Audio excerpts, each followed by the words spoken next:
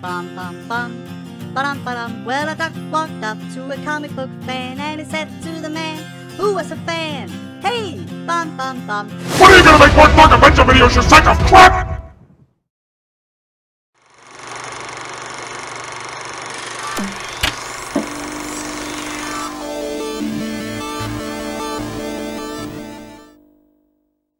PK2, the retool of the original Papyrinic New Adventures comic books from the 1990s.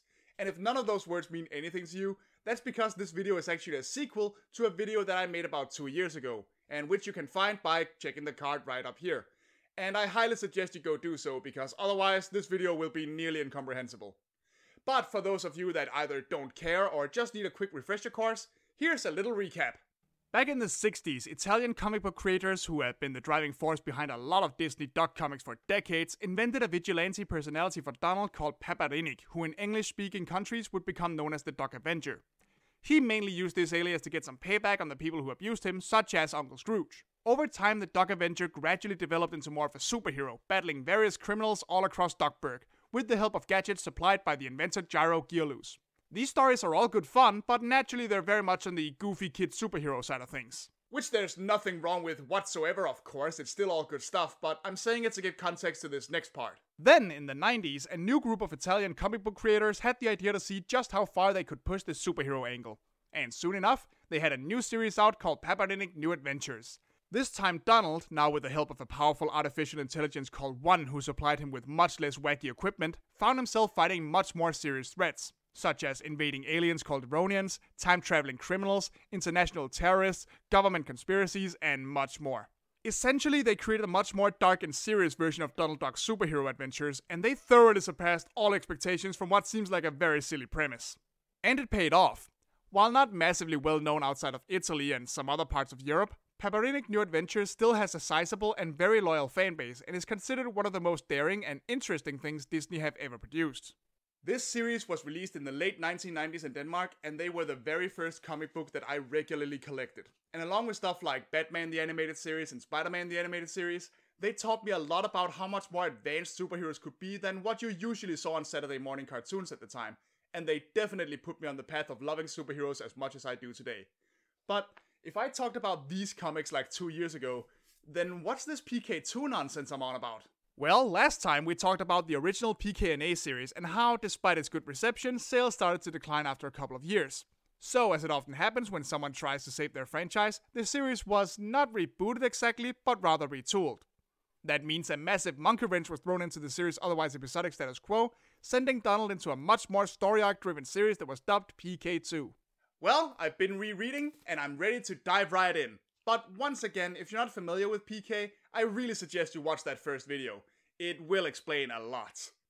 Anyway, since the series begins with shaking things up for Donald, that's where we'll start off. The first issue of PK2 begins with Donald returning to Ducklair Towers, only to be met with what is initially a pleasant surprise. Everett Ducklair, the billionaire who built the towers and created One, has returned from his exile in Tibet. However, once pleasantries have been exchanged, he also reveals that he has deactivated One, believing him no longer necessary. And while he tries, and fails, to be polite about it, he essentially tells Donald to get the fuck out. So with that, Donald storms off in an enraged huff. No longer having a hideout, no longer having access to all of his advanced gadgetry aside from the P-car and his shield, and no longer having his best helper, confidant, and, most importantly, friend to help him. And since he's also been laid off from the news station where he worked for most of the first series, he's forced to find a new job. And he manages to land one as a bodyguard at the Duckburg Mall, where he now has to juggle both his superheroics and his relationship with his co-workers, all while still looking for a new hideout. And just to complicate matters further, a new villain appears. A powerful psychic calling themselves Profunda, who seems to have brainwashed Duckburg's homeless population into a loyal cult obeying their every command. And who apparently has a few bones to pick with Everett. And as for Everett himself, he seems to be hiding something sinister in the hidden underground levels of the tower. That is a lot to take in for a first issue. And it doesn't help that the series decides to twist the knife further with this last message that One manages to leave for Donald. Right now I'm experiencing abnormal reactions similar to what you would call pain. And it makes me happy. Together, we've discovered many things. But the most important is that the impossible doesn't exist. And so, with this certainty, I know that somewhere, in some world, we'll meet again. Do you see, hero? I dream. I hope. I suffer. And that means only one thing. I'm alive. And as long as you remember me, I'll continue to exist. Goodbye, my friend. This message will be deleted in 3 seconds. 2, 1.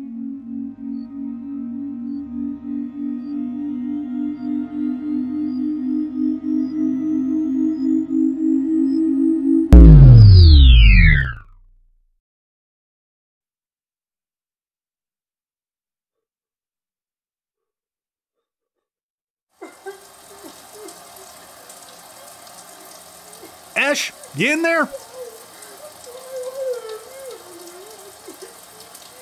Come on, Ash, my dude, get out of there. No! Dude, come on, that was like 20 years ago. You've got to stop crying, man. I'm not crying! Oh, Jesus Christ, dude, that hit me hard. Look, laugh it up if you want, but I was 12 when I read this. And this was before most entertainment-geared children had much continuity.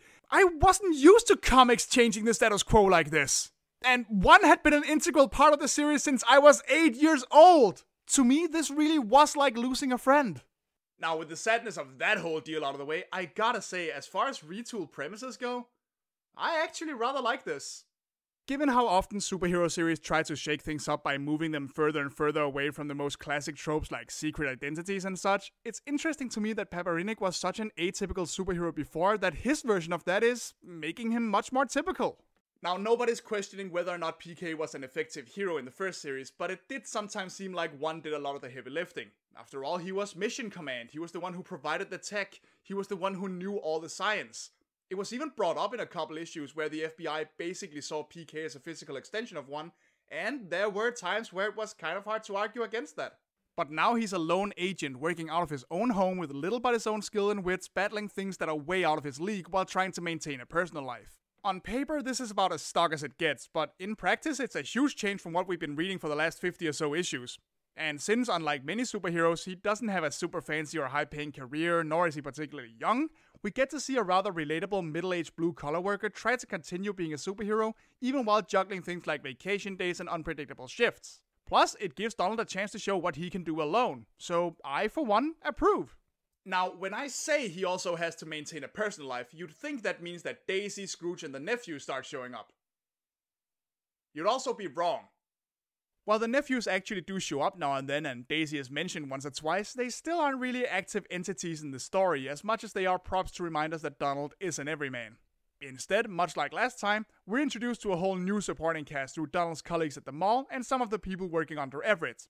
Although Lila, Angus, and the rest of Channel 00 are still around. So why not, let's have ourselves a roll call. There's Donald's new boss, Mortimer Bloom, a fair but no-nonsense leader of his division of security guards. He's not hugely important to the story other than giving Donald an earful when his superheroics make him late for work now and then though, but he's a pretty nice dude. Tempest Gale is the resident tough chick, what with being a biker, playing in a punk band, apparently having a military background, and is much sweeter than her Raven in a uniform appearance lets on. I like her, she's badass. Thumbs up. Fitzroy's only purpose in existence is being a goddamn dick nose for the sake of being a goddamn dick nose. Fuck him and the horse he rode in on. No, seriously, screw that guy. I have no idea why anybody thought he would make a good addition to the cast. He does literally nothing for the whole series but antagonize Donald for next to no reason.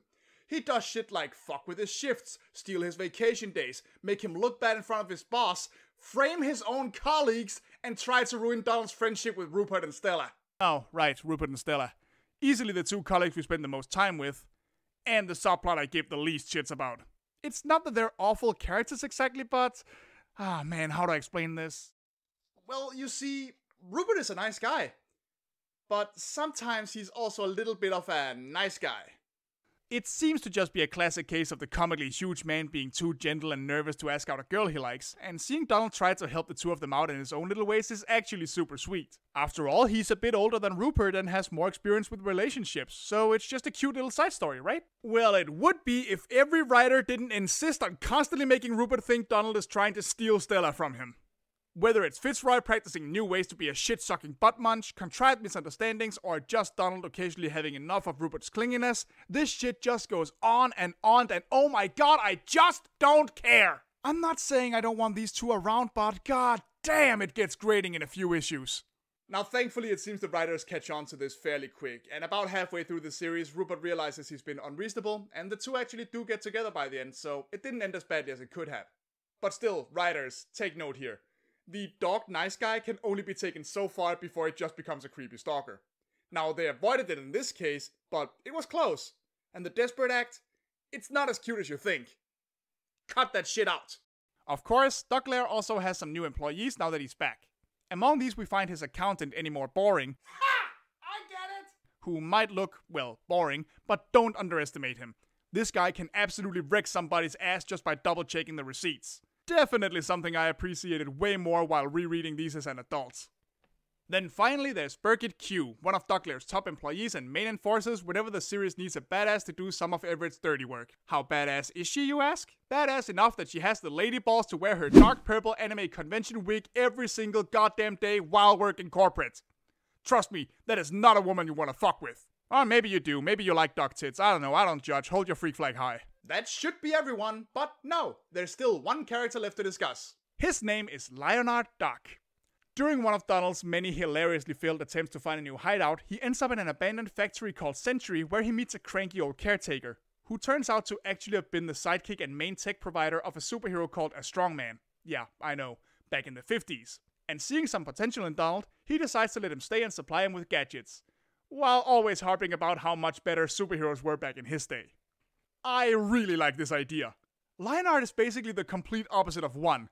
He's a cranky old feeble bastard who keeps insisting on using older tech with next to no patience for anything else. And it is super fun to watch Donald use hilariously outdated pulp gadgetry while going up against a modern tech billionaire. Everything about this guy is just plain cool and interesting. And it never pays off! We never learn more about him for reasons I'll get into a little later, and it's a crying shame when you have such a fun character to work with.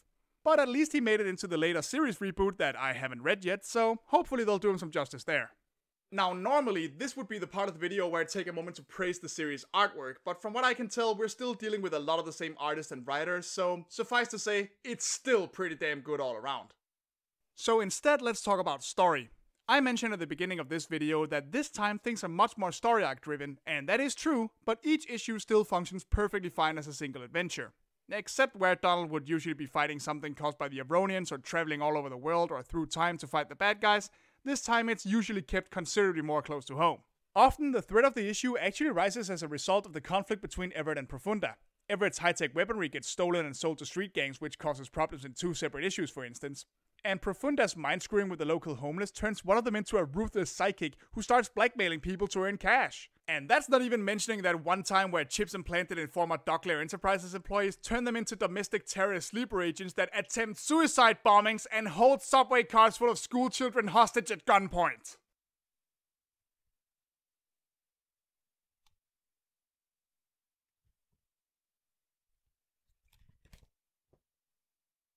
This is a Donald Duck comic! There are a few outliers as well though. Commander Newpart reappears in one issue, Rupert finds brainwashing alien battle armor buried underground, and Tempest gets kidnapped by her sketchy old military employees in order to pit her against an experimental super soldier, just to name a couple. And then there's the time police droid named Tyrell Ducker, oh you sneaky dickies, I see what you did there, who gets stuck in the 21st century and tries to go home by essentially destroying the current timeline and dragging Lila back with him. It's all cool stuff. And each of these issues still usually serve the overall story arc by showing just how ruthless Everett is willing to be in achieving his mysterious goals, or setting up little details that become important in later stories. By now you're probably aching to find out what the actual story arc is even about, so let's just get straight into it! As it turns out, that thing Everett has in his basement and which he has returned for is his own daughter Juniper Ducklair, who has been kept in suspended animation there for years without anyone's knowledge. And surprise, Profunda turns out to be his other grown-up daughter Corina, who escaped from that same suspended animation. And to put it mildly, these two hate Everett. Juniper spends the series playing the helpless nice girl living with Everett but attempts to sabotage him from within, while Corina stays on the run, organizing the occasional attack and giving Lila a run for her money on the odd moment of Duck fan service. And all the while, Everett merely tries to reunite the three and make them a family again. But what really happened between the three of them? Why were the girls in suspended animation? Where was their mother? Why were all three of them psychic? I wouldn't find out for over a decade because they stopped printing the damn thing where I live after 9 issues! Yep. Unfortunately, the retool didn't help the series sales as much as hoped, and after just 9 issues, these comics were nowhere to be found on Danish store shelves. To say the least, I was crushed. I had so many questions, and now it seemed like none of them would ever be answered. At least not until I later found the English scanlations online. And then quickly realized that the series didn't fare much better in Italy either. When I said the retool didn't help much, I was being serious. PK2 only ran for a total of 18 issues and 1 special, and as the end came near, the team found themselves forced to piece together a proper ending in one final 4-part story. There's also some buzz that the video game made Disney push for the series cancellation in favor of a reboot, and, well, we all know how that game turned out. Wow! Wow! Wow! Wow! Wow! But now, more than a decade and a half later, I'll finally learn Everett's secret. And that secret is... he's an alien! What?! So, the full story is that Everett originally hails from a far-off planet called Corona. Don't. A seemingly utopian planet where all inhabitants are psychic. The women are much stronger than the men, however, and as such, the planet is ruled by a matriarchy of the most powerful psychics, all trained to make decisions based entirely on rationality, with no room for emotion to sway their rule. Everett's wife Serifa was a failed candidate for queenship and attempted to double down training their 2 daughters, Corina and Juniper, so they could become ruthless, emotionally stunted rulers. Everett naturally disapproved of this and essentially kidnapped the 2 of them, put them in suspended animation and took off in a spaceship before crash landing on Earth, losing all memory of the event. He was then found and raised by a pair of kindly former hippies that now ran a tech shop, and for a while he was perfectly happy with that. At least until he found a spaceship while trying to save someone during a storm, and saw his daughters again, now grown up inside their partially failed stasis pods. At that point, he decided to accumulate money and work on the tech so he could stabilize their stasis and eventually bring them back fully. But while on his exile in Dazambul in order to cure his compulsion to build weaponry, the 2 were released from their stasis, prompting his return. And now they want revenge on Everett for taking away their destiny to be rulers of an entire planet. And, while they're at it, take over the one they're on now instead. Now, before we move on, can we just take a moment to appreciate that this means that Everett Douglair is, in full, a psychic alien kung fu tech billionaire duck? I mean, damn, dude, leave some cloacas for the rest of us. That was gross and I apologize. What a reveal, though. It serves to explain a lot of Corina and Juniper's behavior since they are essentially entitled children in adult bodies, and I sure can't claim to have seen many similar origin stories for a character. At least none that I can think of at the top of my head. It's a fairly unique and interesting setup. So it's a shame that this whole conflict ends up amounting to basically a wet fart in a paper bag. Yeah, I'm sorry, but 4-parter or not, the fact that the series was ending prematurely really shows. In the last issue, Corina and Juniper conspire to make Everett appear dead to the rest of the world and put him in the stasis pod as punishment and take over his business and eventually the world. But it turns out that Everett had figured this out long ago and reached out to PK to come save him, using a device to neutralize their powers for a moment. And with that, Everett just kind of pulls the alien equivalent of throwing his bratty kids on the backseat of the car and driving home cause they threw a tantrum at the supermarket. End series. What? Wait, no, you can't just end it like that. Aren't you forgetting somebody? What about 1? Yeah, look, I can forgive this ending for feeling a bit rushed under the circumstances, but I can't forgive that this entire series totally forgets about 1, even after that heartbreaking goodbye in the first issue. There's even a later story where Donald gets stuck in a looping virtual world by an enemy AI that looks a lot like 1, and even gets some help breaking free from a mysterious character that could very well be him. And Donald doesn't even think to mention him! And now here we are, Donald and Everett are at good terms again, Everett announces his intent to leave the planet forever, and once again, 1 is not even brought up at all! No, all we get is just a shot of PK standing dramatically on a rooftop. How about, I don't know, asking Everett to unkill your friend first? But with that glaring oversight aside, this was the end for PK2, and for the most part, loose ends were nicely tied up, even if the ending did feel kinda rushed. Now, overall, I do rather like this take on a retool, but I also definitely do see why it didn't quite save the series as intended. Retooling a franchise without hitting the reset button is tricky. You want to shake up the status quo to create some excitement, while still keeping enough of the continuity and the core aspects intact to not feel too jarring. And how well PK2 does either of these things kinda varies. On one hand, getting rid of 1 leads to a lot of interesting situations for Donalds that I really appreciate. But on the other hand, getting rid of 1 also robs the series of 50% of what made it stand out in the first place. And despite boasting a longer running story arc, issues are still just episodic enough that some of them seem like they could have easily happened without necessarily taking such drastic measures. And while I do like seeing Donald have a job that he not only likes but is good at and meet some fairly interesting colleagues at, what drama rises from that just isn't strong enough to carry the series. With the exception of a few of the stories focused on Tempest, who seems to get along especially well with Donald. Not the Dog Avenger, but Donald. For a series that meant this much to me growing up and which I had to wait more than half my life to get a real conclusion to, it's a shame to see it go out on such a whimper. But at the same time, this was a really fun ride that I don't regret reading at all. And hey, like I said last time, there's still plenty of PK for me to read. A few years after the end of PK2, the franchise got entirely rebooted as PKappa, which lasted 32 issues. And for the last few years, the series has returned in a sort of miniseries format, continuing from where PKNA and PK2 left off. In other words, there are still a ton of PK stories I've never read before, and I'm super excited to get around to them. And I hope you guys will stick around for when I do. Bye bye for now.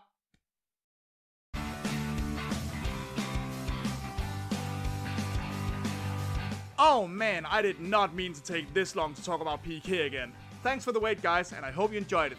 And if you did, why don't you go down to the comment section and click the like button and tell me your thoughts on PK2. Or perhaps on the series that came after. Once you've done that, I'd like to extend a special thanks to Silvermoon Ravenwolf, Warren Miller, and everyone else who supports me over on Patreon. You're so kind, guys. And if you want to support me as well, you can find a link to my Patreon as well as my Ko-fi and TeePublic pages in the description below.